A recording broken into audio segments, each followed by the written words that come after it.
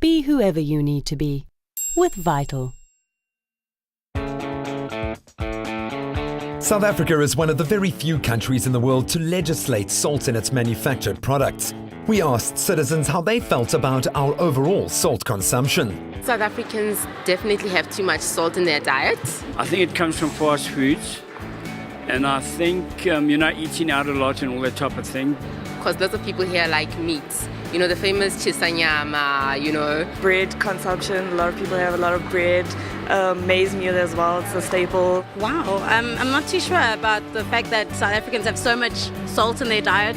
I think I just eat salt a lot anyway, so I'm not aware of all the repercussions of eating so much salt and what it can actually do to my health and what it does to my body.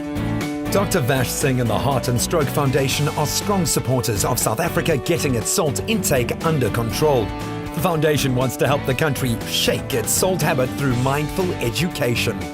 Now, as the head of the Heart and Stroke Foundation of South Africa, what are the most significant consequences of such high salt intake, especially over the long term? Well, if you consume too much of salt over a period of time, then you increase your risk of raising your blood pressure.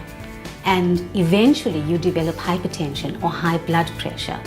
And hypertension, we know, is a very, very strong risk factor for developing heart disease. So you end up with heart attacks, you end up with strokes, and this happens at a young age. What are the recommendations for safe intake? We recommend what the World Health Organization recommends, and that is keeping your salt intake to less than 1 teaspoon a day. That 1 teaspoon is, we calculate it as 5 grams a day.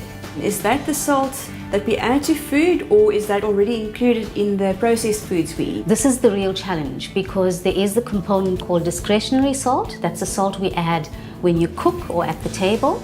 But you also have the salt in the foods, the hidden salt in the foods that you buy in processed foods.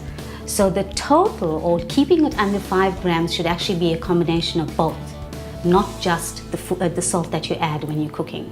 In March, it's Salt Awareness Week. Now, what is the Heart and Stroke Foundation doing to raise awareness? During Salt Awareness Week, we are launching our salt reduction campaign, and we will be educating the public and helping them understand how they can reduce their salt levels. And part of that education will be about teaching them how they can substitute flavors to reduce their salt while still tasting good foods, reading labels, how to read labels, how to understand things like that, and various other components. Many families like Sarah's want to know exactly what they can do to reduce their salt intake. Andrea has some practical cooking advice to help lower household salt consumption. It's really nice that we can meet today. I'm really interested in good nutrition, and with a family history of really high blood pressure, I wanted to know in what way I can maybe cut down on the salt intake in my diet. Most of us eat way too much salt. I mean, the typical diet contains 2 to 3 times the amount of salt we should eat. And one of the reasons is the processed foods we eat contain a lot of salt. So when you cook, you should try not to add any salt, and also try not to use salt at the table. What can I add to it rather than adding salt? In what way can I spice up the taste of my food? So if you think about adding salt to our food, we add salt to bring out the flavor of food. It doesn't add any flavor itself. So if we add actual flavor, it reduces the need for salt. So adding chilies, fresh ginger, garlic, some vegetables like tomatoes, onions, and even celery have salty components in them that are healthy and natural. Last but not least, lemons are great to cook with, because the lemon juice adds a salty flavor without actually adding any salt, and it doesn't leave an acidic taste really. Oh, really good to know. What about with my children when I'm cooking for them? I've got 2 young girls.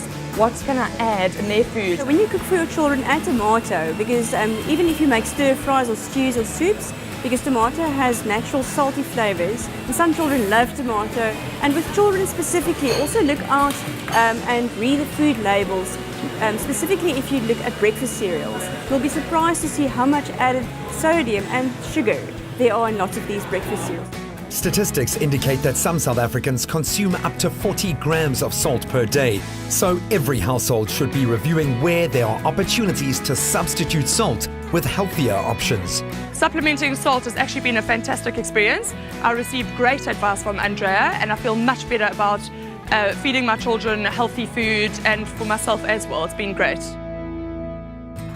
My family has reduced the salt intake by using the low sodium soy sauce by Vital and using things like garlic and tomato, a bit of onion.